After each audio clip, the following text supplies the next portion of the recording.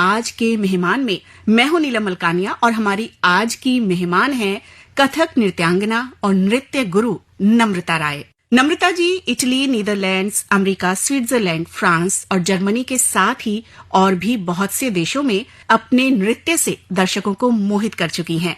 आपको नृत्यमणि सम्मान, गुरु सम्मान, डॉक्टर एपीजे अब्दुल कलाम सम्मान जैसे और भी कई सम्मान और पुरस्कार प्राप्त हो चुके हैं। दूरदर्शन कार्यक्रमों का आप हिस्सा रही हैं और देश विदेश के पत्र पत्रिकाओं में भी आपकी प्रस्तुतियों का उल्लेख किया जाता रहा है। नम्रता जी, आपका हमारे स्टूडियो में स्वागत है। बहुत बहुत धन्यवाद नीलम जी। और मैं आपको बताऊं कि आपको देखते ही मुझे पता नहीं क्यों घुंघरुओं की आवाज सुनाई दे रही है। थैंक यू जी। तो हम अपने कार्यक्रम की जो शुरुआत है वो इस बात से करेंगे कि कथक ने आपको कब चुना? मुझे लगता है कि कथक जब मेरे मन में, जहन में एक ख्याल आया, क्योंकि मेरे सामने देहरादून से मैं हूँ, पली बड़ी वहीं पर हूँ, तो जब मैंने महाराज जी को एक कॉन्सर्ट में देखा उनके देहरादून में, मैं अपनी माँ से बोली कि मुझे यही वाला डांस सीखना है। आप शायद पंडित बिरजू महाराज की बात कर रही हैं। पंडित बिरजू महाराज जी। तो जब मैंने देखा तो मैंने कहा यही डांस करना है मुझे। तो उन्होंने बोला कि ये क्यों अच्छा लग रहा है आपको, क्या खासियत है इसमें? मैंने कहा मुझे नहीं मालूम, लेकिन आई थिंक वो सबसे पहला एक जो था कॉन्सर्ट मैंने देखा डांस का, एक लाइव था।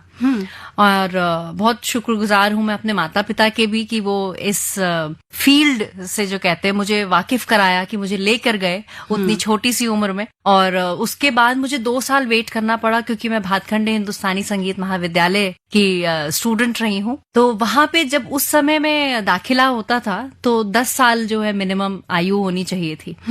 तो कम से कम 10 साल में, और मैंने जो महाराज जी को देखा था करते हुए तब मैं थी 7 साल की। तो बहुत लंबा समय, जो वो 3 साल 4 साल कैसे गुजरा है मुझे ही मालूम है। और वहां से कथक की शुरुआत हुई और वहां पे मेरी किस्मत, मैं कहूंगी, बहुत ही खुशनसीब रही मैं कि महाराज जी के ही शागिर्द एक स्वर्गीय डॉक्टर मधुकर आनंद जी मेरे गुरु रहे। उनके अंडर मैंने 14 साल सीखा। और बस सिलसिला वैसे ही शुरुआत हुआ कथक का। और आई थिंक इट वाज 96 जब मैंने शुरू किया है भातखंडे जी। तो क्या पारिवारिक पृष्ठभूमि भी ऐसी थी, कुछ नृत्य से जुड़े हुए लोग थे? बिल्कुल भी नहीं। क्योंकि मेरे पिताजी जो है वो प्रवक्ता रहे इंग्लिश में जी। और मेरी माँ जो है गृहिणी थी। और आगे चलते हुए भी जो सिलसिला चला, क्योंकि कभी हमने ऐसा नहीं सोचा था कि डांस को ही मेरा एक प्रोफेशन बन जाएगा जी। वो चाहत बढ़ती चली गई सीखते सीखते, ऐसे कि वो पैशन जो है वो प्रोफेशन में कन्वर्ट हो गया। बट बिल्कुल भी ऐसा तो कुछ भी नहीं रहा। ना तो मेरे भाई बहन इस विधा से कहीं से भी ताल्लुक रखते हैं। तो मेरा ही शुरुआत हुआ है यहाँ पे। और उम्मीद है परिवार में आप पहली हूँ मैं परिवार में। तो ऐसे में जब आपने ये डिसाइड किया कि आपको सीखना है डांस जी, और शुरुआत भी हो गई, बचपन में तो कई बार माता पिता सहयोग करते हैं, उन्हें लगता है बच्चा कुछ नई चीजें सीख रहा है जी। लेकिन उसके बाद जैसे जैसे हम आगे बढ़ते हैं, पढ़ाई का दबाव भी होता है। तो तब किस तरह से संतुलन बनाए रखा आपने पढ़ाई और नृत्य के बीच? मुझे लगता है कि उसमें मेरे गुरु का फिर से एक बहुत बड़ा हाथ था। क्योंकि मेरे गुरुजी डॉक्टर मधुकर आनंद जी, वो खुद एक साइंस बैकग्राउंड से थे जी। और वो खुद ओएनजीसी में काम करते थे। बाद में उन्होंने भी ऐसे ही किया कि वो चूज कर लिया कि नहीं, मुझे डांस ही करना है। उन्होंने ना मुझे हर समय, हर कदम पे एक गाइडेंस देते चले कि, क्योंकि I am a science graduate actually, physics chemistry maths लेके पढ़ाई करी मैंने। तो वो जानते थे कि क्या कठिनाइयां आ रही हैं, लेकिन उनका ये था कि रियाज कभी नहीं छोड़ना है। जैसे खाना खाना नहीं छोड़ना है रोज, तो वो रियाज 1 घंटे का नहीं छोड़ना है। तो ये जरूर हुआ कि जब हम 12वीं में आते हैं बहुत प्रेशर आ जाता है। आजकल मेरी खुद की एकेडमी है, तो मैं अपने शागिर्दों को भी यही सलाह देती हूँ कि छोड़िए मत, कुछ नया नहीं उठाना है तो पीछे का छोड़ना नहीं है। और मुझे लगता है आप जब 5वीं क्लास में होते हैं तो 5, 6, 7, 8, 9, 10, 11, 12 तक आप बेसिक जो हमारा क्लासिकल ट्रेनिंग है वो खत्म हो चुकी होती है, बेसिक जी जिसको कहते हैं। तो मुझे लगता है वैसे संतुलन जो है बहुत अच्छा रहा उस समय में, जब पढ़ाई का एक प्रेशर आया और गुरुओं का साथ था। तो गुरुजी ने कभी ये नहीं बोला कि भाई आप क्यों नहीं रियाज कर रहे हैं, नया क्यों नहीं कर रहे हैं। बिकॉज समहाउ आजकल बहुत जरूरी है ये बात भी समझना कि अगर हम क्लासिकल सीख रहे हैं तो पढ़ाई भी उतनी ही जरूरी है और अपना डांस भी बहुत जरूरी है। मैं आजकल अपने बच्चों को बताती हूँ टाइम टेबल लिख लीजिए। तो वैसे ही शायद हम लोगों ने भी किया और सिलसिला जारी रहा इसीलिए। जी बिल्कुल, और रेडियो में हम भी समय का बहुत ध्यान रखते हैं और हमें ये भी पता है कि हमारे श्रोता जो है वो रोचक बातचीत के बीच गीत सुनना भी पसंद करते हैं। जरूर। तो यहाँ पर आप अपनी पसंद का कौन सा गाना हमारे लिसनर्स को सुनवाना चाहेंगी? महाराज जी को हमने बहुत देखा है, उनको जाना है, उनकी कोरियोग्राफीज बहुत देखी है, तो देवदास का जो है गाना एक आप प्लीज चलाएं तो मुझे अच्छा लगेगा। जी बिल्कुल।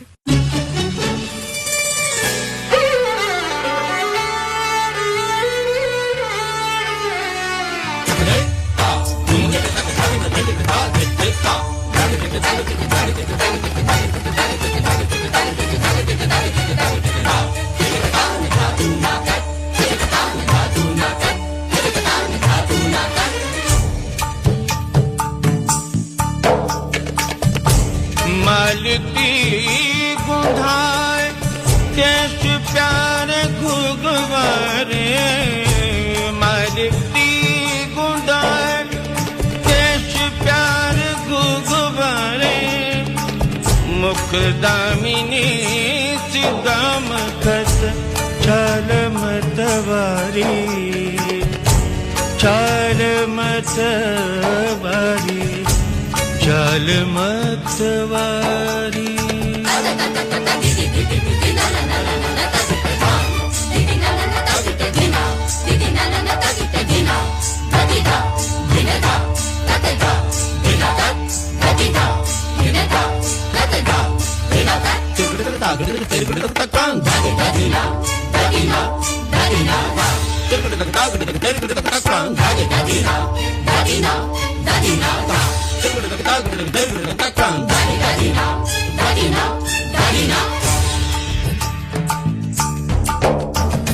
ढाई शाम रोक लई, रोक लई, रोक लई, ढाई शाम रोक लई, और चक मुख चूम लई, मुख चूम लई, मुख चूम लई, सर से मोरी चुनरी गई, गई, गई, सर से मोरी चुनरी गई, सरक, सरक, सरक, सरक, सरक, सरक, सरक, सरक, सरक।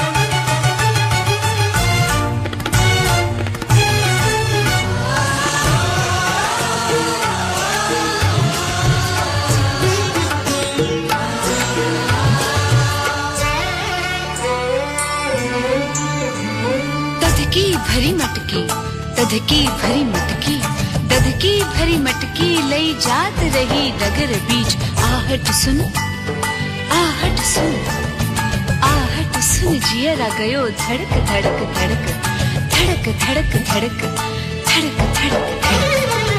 आहे छेड़ छेड़ छेड़ मोहे,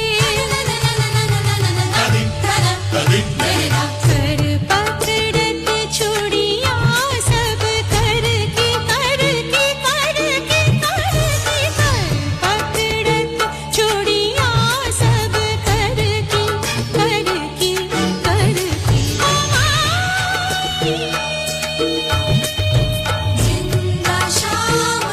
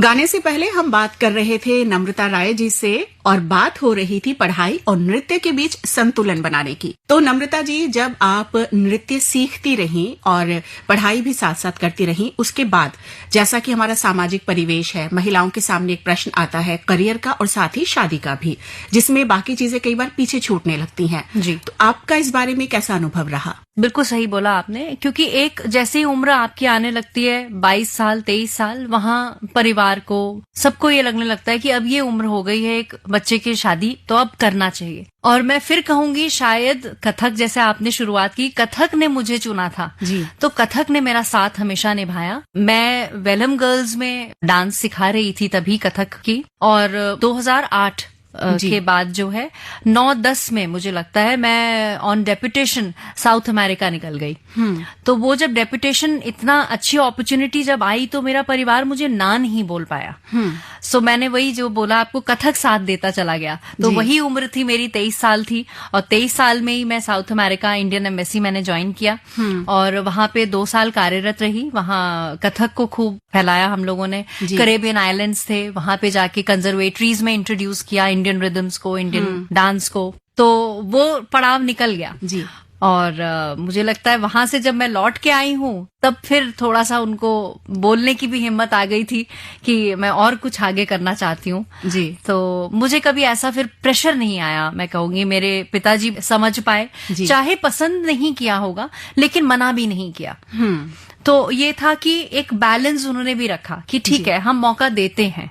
तो वैसे सिलसिला चलता रहा मेरा जी। आपने अभी जिक्र किया विदेशों में नृत्य प्रस्तुतियों का जी। तो जो विदेशी होते हैं, जो कि भारतीय संस्कृति से उतने परिचित नहीं है, उनके बीच नृत्य को प्रदर्शित करना और साथ ही जो नृत्य प्रस्तुतियों में हमारे पौराणिक प्रसंग होते हैं या हमारी संस्कृति की झलक होती है, वो सब समझाने के लिए क्या तैयारी आप करती हैं? देखिए, मेरे में एक क्या है कि बहुत मेजर डिफरेंस जो मैं आज तक देखा है, जब भी कहीं मैं बाहर गई हूँ, they are always very well read कि ये कलाकार आने वाले हैं, तो उनके बारे में उनको सब मालूम होता है जी। और किस देश से आ रहे हैं वो भी उनको मालूम है। और आप जानती हैं हमारा भारत बहुत प्रसिद्ध है हमारी पौराणिक कथाओं से। वहाँ कृष्ण, जो आप जानते हैं, मुझे लगता है पूरा संसार कृष्ण का भक्त है। तो और हमारा कथक जो है वो ज्यादातर कृष्ण की प्रसंग कथक में दिखाते हैं हम लोग, बाल कथाएं उनके, माखन चोरी और ये सब। तो मुझे लगता है कि उन लोगों को बहुत ज्यादा जरूरत नहीं पड़ती है एक्सप्लेनेशन की। उन लोगों को बहुत कुछ चीजें पता हैं। जहां हम अपना नृत्य पक्ष, प्योर टेक्निकल डांस जब प्रेजेंट करते हैं, तो उसमें थोड़ा है कि हम उनको बताते चलते हैं कि how the Indian rhythm works, western classical और इंडियन क्लासिकल में क्या फर्क है। और पर फिर भी मुझे लगता है दे एंजॉय अ लॉट। जैसे ही अभी आप जिक्र कर रही थी, तो अचानक से फिर से मुझे एक गाना सुनाई देने लगा। बड़ा नटखट है किशन कन्हैया। बिल्कुल, अपने श्रोताओं को सुनवाते हैं यही गीत जी। बड़ा नटखट है रे कृष्ण कन्हैया, का करे यशोदा मैया। बड़ा नटखट है रे कृष्ण कन्हैया, का करे यशोदा मैया।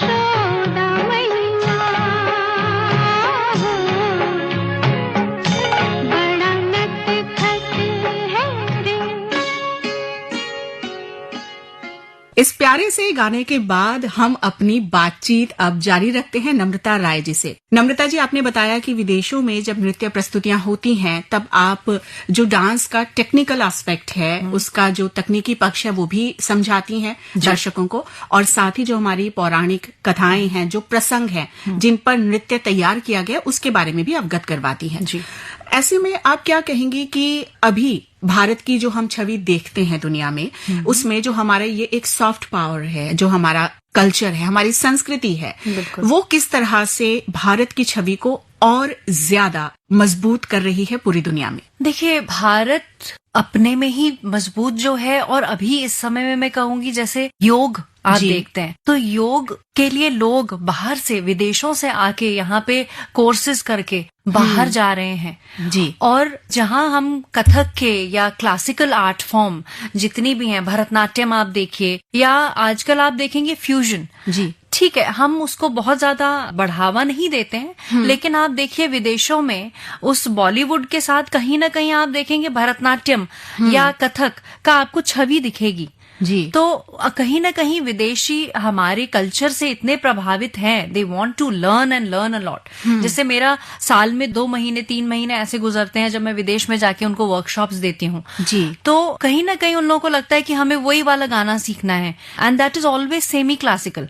जैसे मैंने आपको बताया, महाराज जी के देवदास के गाने हैं, या अभी महाराज जी ने एक बहुत ही सुंदर एक कोरियोग्राफ किया था, मोहे रंग दो लाल, तो वो सारे गाने जो है वो उठा के करना चाह रहे हैं। तो मुझे लगता है कि संस्कृति के हिसाब से अगर देखें तो we were always rich and we are very rich, और अब बाहर के लोगों को और ज्यादा हो रहा है कि हम और ज्यादा उसको अपना बना पाए। नृत्य पर बहुत सारी फिल्में बनी हैं जी। तो ऐसे में कभी मन में ऐसा कुछ ख्याल आया कि नृत्य पर आधारित किसी फिल्म में आपको लगा कि ये भूमिका बहुत अच्छी है, अगर कभी मौका मिलता तो मैं ये भूमिका करती, या दिल को छू गई हो कोई भूमिका? बिल्कुल। मुझे लगता है शतरंज के खिलाड़ी में हम अपने विदुषी गुरु शाश्वती सेन जी को मैंने देखा है, एक ठुमरी बहुत सुंदर वो प्रस्तुत करती हैं, और मुझे कभी कभी लगता है कि शायद मुझे भी बहुत अच्छा लगता अगर वहां होते तो जी।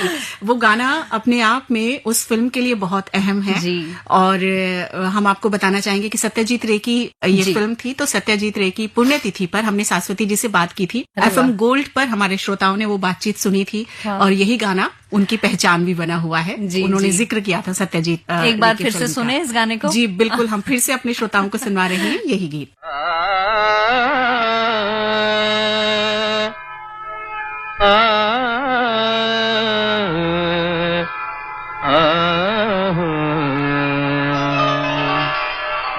कान्हा मैं तो से हारे छोड़ो हरे, कान्हा मैं तो सहारे छोड़ो हरे, कान्हा मैं तो सहारे छोड़ो हरे।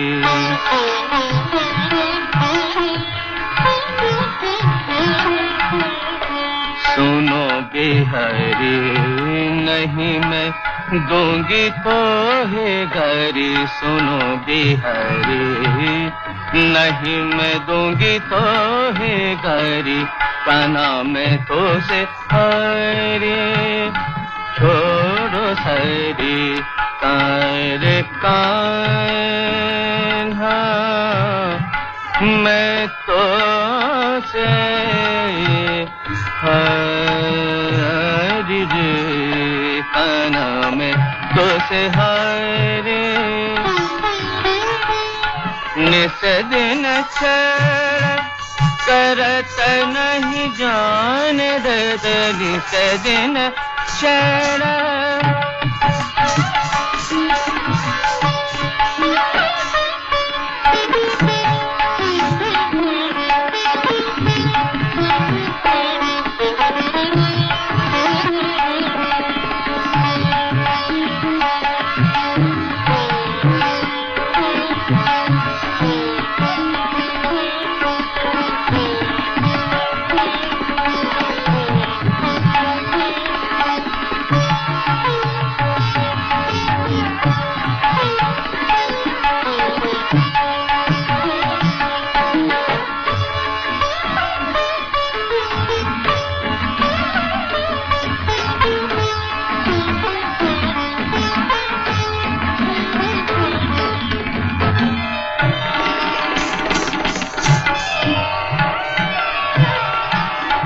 निस दिन छेड़ करत नहीं जान दे दे निस दिन छेड़ करत नहीं जान दे दे पन घटवा की गर सखीरी छोड़ो जी पेटे घूंघटा न उल्टा छोड़ो जी पेटे घूंघटा न उल्टा बिंदा सुनो ये नहीं माने देख सब नारी का नाम तो से अरे छोड़ो सारी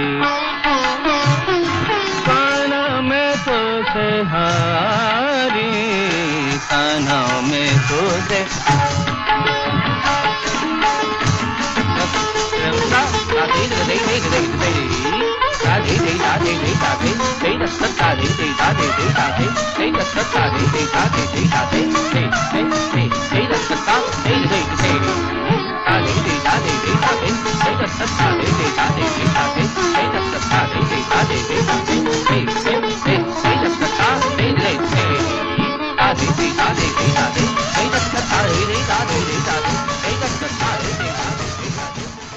आकाशवाणी एफएम गोल्ड सुन रहे हैं आप 100.1 मेगाहर्ट्ज पर। कार्यक्रम चल रहा है आज के मेहमान, और स्टूडियो में आज हमारी मेहमान है कथक नृत्यांगना और नृत्य गुरु नम्रता राय। तो नम्रता जी, अब तक तो हम बात कर रहे थे कथक और आपके जुड़ाव की। ऐसे में आप कथक करते करते नृत्य गुरु कैसे बनी? ये कैसे आपने शुरुआत की? मुझे लगता है मेरे गुरुजी स्वर्गीय डॉक्टर मधुकर आनंद जी का साथ, because he was a patient of cancer, बहुत कम उम्र में चले गए। और जब वो चले गए तो एक अचानक से एक वैक्यूम आ गया जी जिंदगी में। तो वो वैक्यूम बोल लीजिए, या जो कहते हैं कि आप किसी को बहुत मिस कर रहे होते हैं, तो वो जो एक जगह थी उसको पूरा करने के लिए कहते हैं ना कि आप बहुत रो भी नहीं सकते हैं, आप वेरी स्ट्रेंज फीलिंग, बहुत फीलिंग्स ऐसी अजीब गई।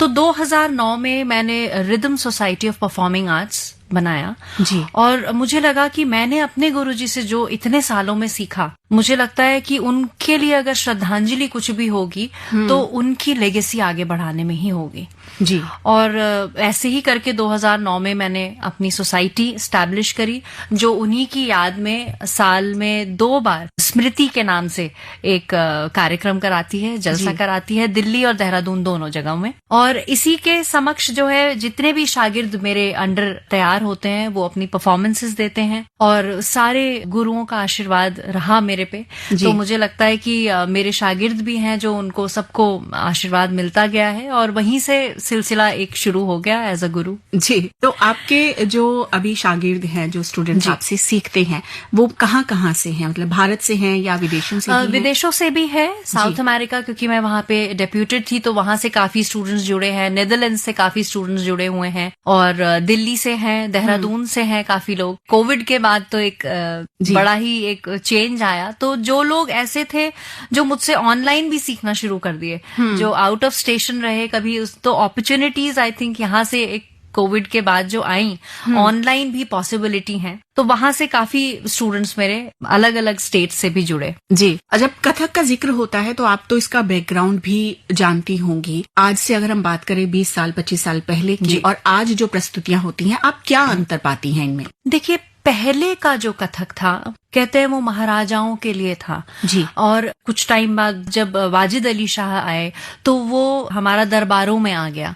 तो पहले का कॉन्सर्ट जो थे वो थे जो कहते हैं ना राजा महाराजाओं के लिए, और अब जो कॉन्सर्ट आया धीरे धीरे, जो अब कार्यक्रम होते हैं वो अब कॉमन लोगों के लिए शुरू हो गए। हम सभागारों में नृत्य करने लग गए, तो वहां चेंजेस लाने भी बहुत जरूरी थे। क्यों? क्योंकि जैसे हम ठुमरियां नाचते हैं, अब कहते हैं हमारे बिंदादीन महाराज जी जो थे वो ठुमरी की एक लाइन पे इतने तरह के भाव दिखा देते थे, मतलब एक ही लाइन चलती जा रही है और उस पे 10 तरह के भाव, मतलब वो लाल बिंदी भी दिखा रहे हैं, लाल होंठ भी दिखा रहे हैं, लाल तो सिंदूर भी दिखा रहे हैं, लाल तो चुनरी भी लाल, तो इतने तरीके के चलते जा रहे थे। लेकिन आज जो तेजी आई है जिंदगी में, उसके हिसाब से जो कार्यक्रमों में चेंज आया है, that is the variety of थी। जी। कहते हैं ना, गुलदस्ता हमने अलग अलग रंगों का बनाना शुरू कर दिया है। और वहां क्या था, जो 20 साल पहले थे तो उतना इत्मीनान था, तो उसमें अलग तरह का मजा था, आज में अलग तरह का है, क्योंकि we have to change the repertoire. क्योंकि जो नए लोग हैं उनको अट्रैक्ट करना जरूरी है।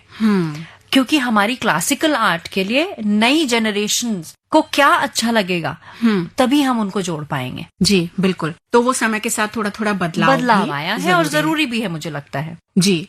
ऐसे में लिटरेचर का कितना हाथ होता है किसी भी संस्कृति को, कला को या विधा को प्रिजर्व करने में? जो पुस्तकें लिखी गई हैं अगर कथक पर हैं, तो क्या लगता है कि उनकी भी एक भूमिका रही? Literature is a very strong part. जी। मतलब कथक और लिटरेचर को अलग नहीं किया जा सकता। तो लिटरेचर, जैसे हम कह रहे हैं, हम पीछे की अगर कहानियां भी देख रहे हैं या महाभारत के प्रसंग भी अगर हम डालते हैं उसमें, जी। तो वो बहुत कनेक्टेड हैं। या हमारे जो कहते हैं ना, हम स्कल्पचर्स देखते हैं, जी। तो बहुत सी भाव भंगिमाएं आप देखेंगी हम लोगों ने क्लासिकल आर्ट फॉर्म ने पिकअप किया हुआ है वहां से। जी। तो लिटरेचर बोल लीजिए या शिल्प, उसमें देखिए आप, हर एक चीज आपस में बहुत इंटरकनेक्टेड है। So we can't ignore. तो जब यहाँ लिटरेचर का जिक्र हो रहा है, तब हम आपसे ये पूछना चाहेंगे कि जो कथक है उसमें क्योंकि अलग अलग डिग्रीज होती हैं, पढ़ाई भी होती है, और अगर इस वक्त आपको हमारी यंग जनरेशन सुन रही है जो अभी स्कूल में है और आगे जाके जिनको आगे करियर भी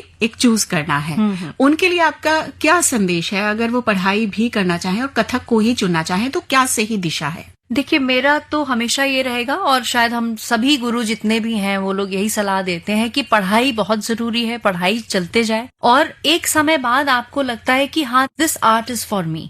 जी। ये नहीं है कि सिर्फ कथक ही है, हो सकता है आपको शास्त्रीय गायन ही बहुत अच्छा लगे, लेकिन वो शुरू में ही आपको जानना बहुत जरूरी है। जब आप पढ़ाई कर रहे हैं तब आपकी रुचि उसमें है कि नहीं है, क्योंकि क्लासिकल डांस में वो डेडिकेशन, वो तपस्या जो कहते हैं ना, वो तो है ही। जी। तो इनिशियल लेवल पे गुरु आपको सिखा देंगे, जैसे हम लोग नर्सरी में जाते हैं, क्लास 1 क्लास 2 में जो टीचर ने सिखाया वो हमने सीखा और खत्म कर लिया कोर्स।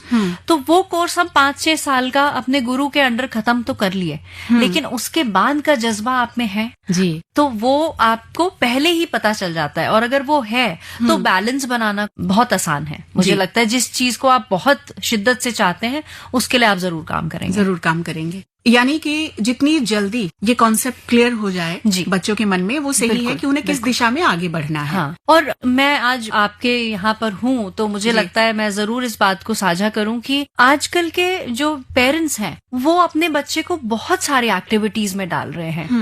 वो मुझे लगता है कि कम करके उसको सिर्फ 2 में अगर करें तो बच्चा भी बहुत शांत मन से सिलेक्शन कर पाएगा। जी। आप आज पेंटिंग में भी डाल रहे हैं, स्विमिंग में भी डाल रहे हैं, बच्चे को आपने एबेकस में भी डाल दिया है, आपने इधर भी डाल दिया, तो बच्चे को ना अपना फ्री टाइम नहीं मिल रहा है to choose what is best, what he likes or she likes।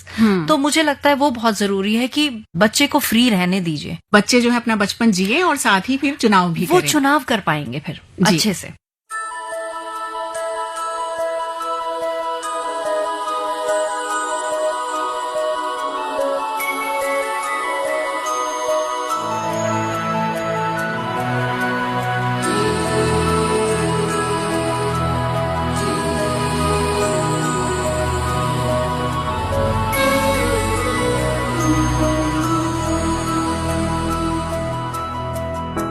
देखो इन्हें, ये है ओस की बूंदें, पत्तों की गोद में आसमां से कूदे, अंगड़ाई ले फिर करवट बदल कर, नाजुक से मोती हंस दे फिसल कर, खो न जाए ये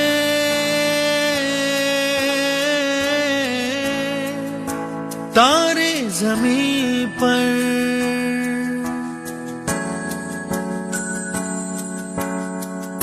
ये तो है सर्दी में धूप की किरणें, उतरे जो आंगन को सुनहरा सा करने, मन के अंधेरों को रोशन सा कर दे, ठिठुरती हथेली की रंगत बदल दे, खो न जाए ये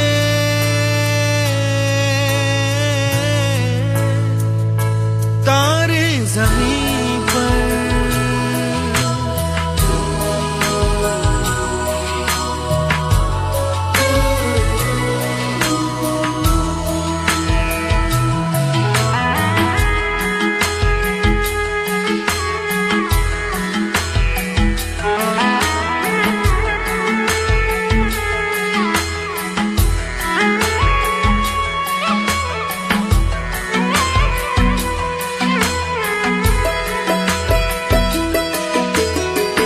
जैसे आँखों की डिबिया में निंदिया, और निंदिया में मीठा सा सपना, और सपने में मिल जाए फरिश्ता सा कोई।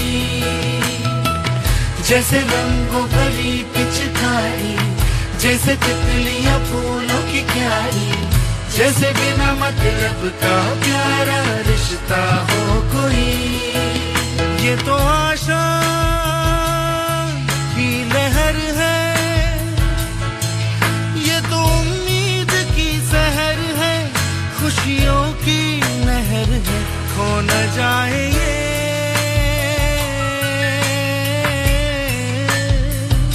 तारे ज़मीं पर।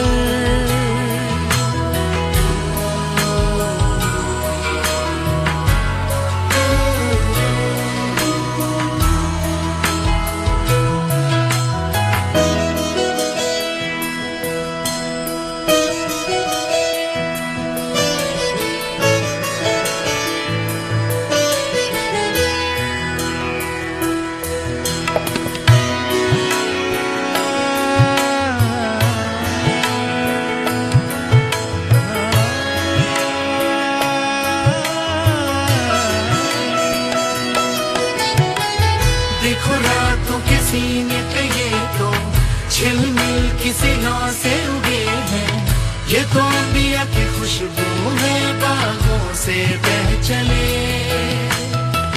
जैसे कांच में चूड़ी के टुकड़े, जैसे खिले खिले फूलों के मुखड़े, जैसे बंसी कोई बजाए पेड़ों के तले। ये तो झोंके है पवन के, है ये घुंघरू जीवन के, ये तो सुर है चमन के, खो न जाए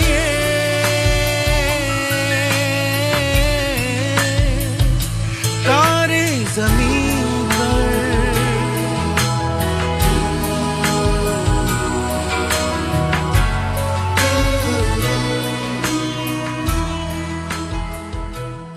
नृत्य प्रस्तुतियों के दौरान ऐसा कोई पल जो आपके दिल को छू गया हो, जो आपको हमेशा याद आता हो, प्रेरित करता हो? जी, मैं इटली का एक फ्लोरेंस में एक कॉन्सर्ट हुआ था और वहां पे मैं प्रस्तुति दे रही थी बाबुल मोरा नैयर छूटो ही जाए। और आफ्टर एक्सप्लेनेशन जब मैंने वो बैठ के भाव दिखाना हमारे कथक में प्रधान रहा है, तो एक ही जगह पे मैं बैठ के दिखा रही थी और अचानक से जब मैंने सामने देखा तो वो ऑडियंस सब रो रही थी जी। So that was I think a memorable moment, क्योंकि होता क्या है कि एज एन आर्टिस्ट, कलाकार के लिए आप जो दिखाना चाह रहे हैं वो आगे आप दिखा पा रहे हैं, दर्शक उसको महसूस कर पा रहे हैं, तो वही आपकी सफलता है जी। तो वो I think that was a memorable moment for me. Okay. और नृत्य के लिए फिटनेस मंत्र आपका क्या है?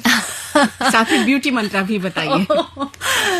मुझे लगता है कि डांस जो करते हैं वो वैसे ही मन से खूबसूरत होते हैं, और जब आप मन से दिल से अंदर खूबसूरत हैं तो खूबसूरती आपके चेहरे पे दिखेगी जी। और फिटनेस तो I think all the dancers they are fit because they dance, they riyaz अपना। आई थिंक वो एक अलग तरह की एक आपको आनंद मिलता है जब आप डांस करते हैं जी। तो जब नृत्य करते हैं कहते हैं कि बहुत मेहनत इसमें लगती है जी। तो उसके अलावा भी क्या फिटनेस के लिए कुछ करने की जरूरत है? ये नृत्य अपने आप में एक पूरा रूटीन है एक्सरसाइज का? नृत्य अपने आप में ही पूरा रूटीन है, और ज्यादा से ज्यादा आप बहुत बेस्ट कर सकते हैं तो प्राणायाम बहुत जरूरी होते हैं, वो आपका स्टैमिना बहुत अच्छा बिल्ड करते हैं जी। और एकाग्रता, जो मैं अपने शागिर्दों को भी हमेशा समझाती हूँ कि प्राणायाम जरूर करिए और फिर नृत्य अपने आप में परिपूर्ण है। जी, जो महिलाएं हैं उनके जीवन में बहुत से अलग अलग पड़ाव होते हैं। जी। ऐसे में अगर नृत्य से जुड़ी है कोई भी महिला, नृत्यांगना अगर है, जी। तो शादी के बाद, संतान के बाद जी।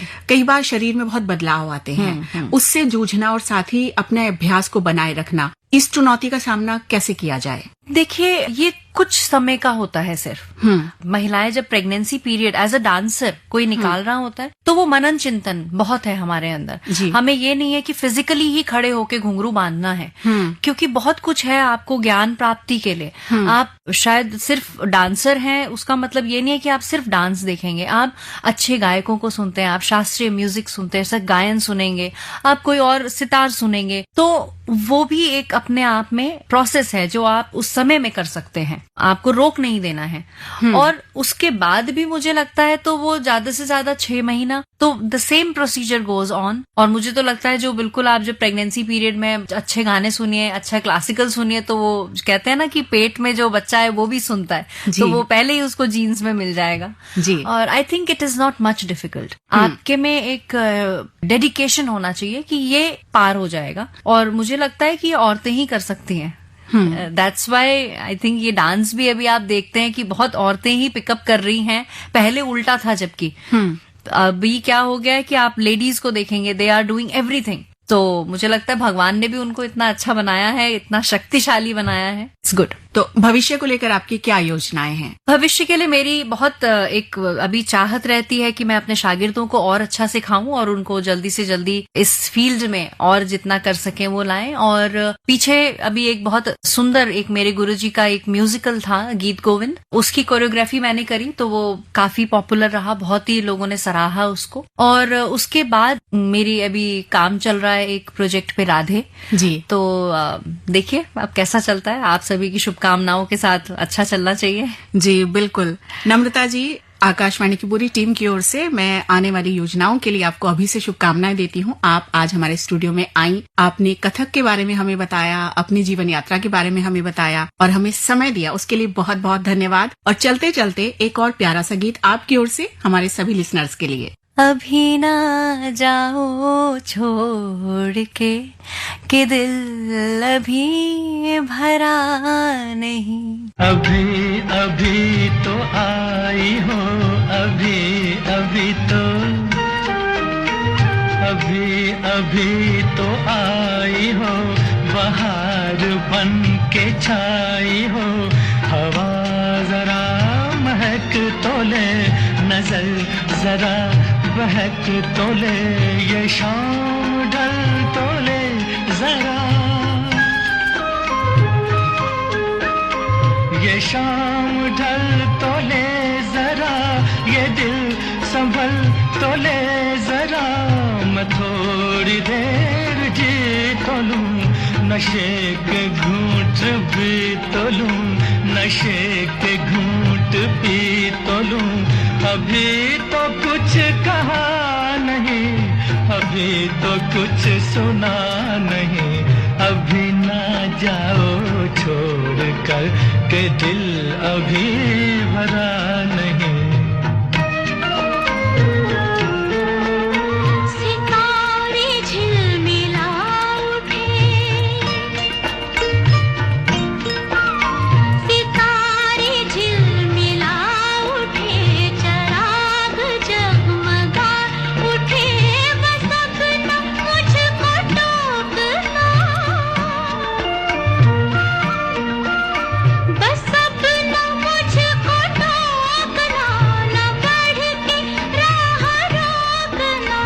अगर मैं रुक गई अभी तो जा न पाऊंगी कभी, यही कहोगे तुम सदा कि दिल अभी नहीं भरा, जो खत्म हो किसी जगह, ये ऐसा सिलसिला नहीं। अभी नहीं, अभी नहीं, नहीं नहीं नहीं नहीं, अभी ना जाओ छोड़ कर के दिल अभी भरा नहीं। आज के मेहमान में हमारी मेहमान थी नृत्यांगना और नृत्य गुरु नम्रता राय। मुझे यानी नीलम मलकानिया को अब दीजिए अनुमति। कार्यक्रम की प्रस्तुतकर्ता रश्मि कुकरेती और हमारी पूरी टीम की ओर से हमारे सभी लिसनर्स और नम्रता जी आपके लिए धन्यवाद। Thank you so much.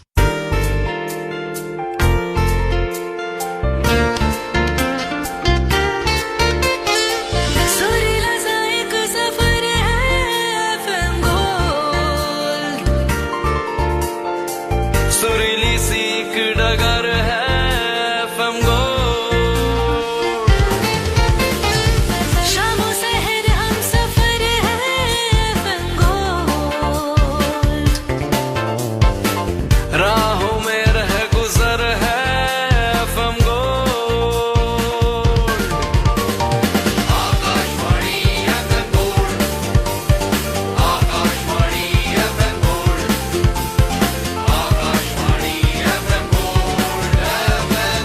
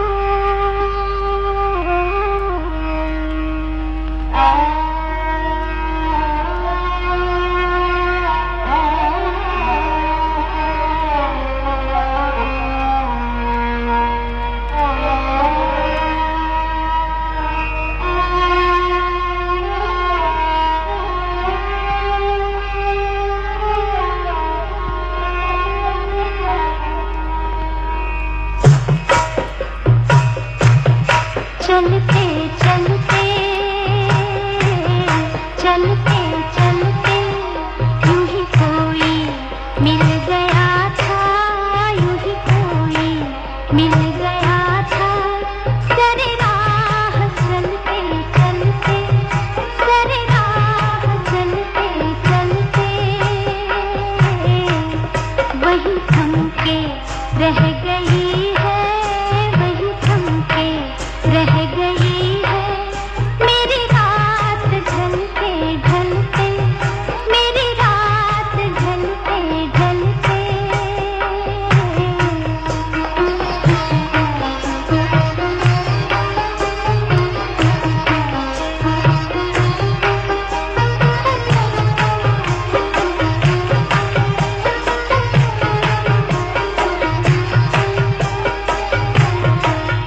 जो कहीं गई ना मुझसे, जो कहीं गई ना मुझसे, वो ज़माना कह रहा है, वो ज़माना कह रहा है कि फसाना बन गई है, कि फसाना बन गई है।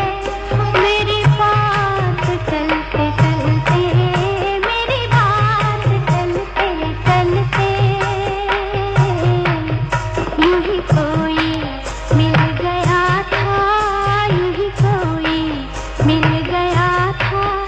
सरे राह चलते चलते, सरे राह चलते चलते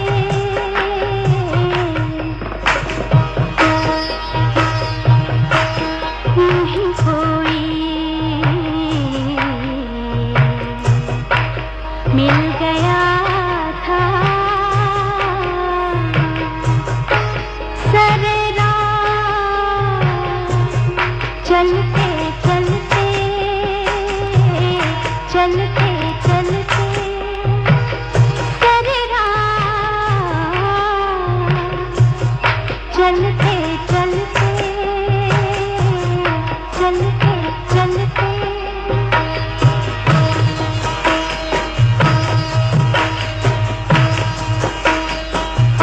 चलते चलते, चलते चलते यूं ही कोई मिल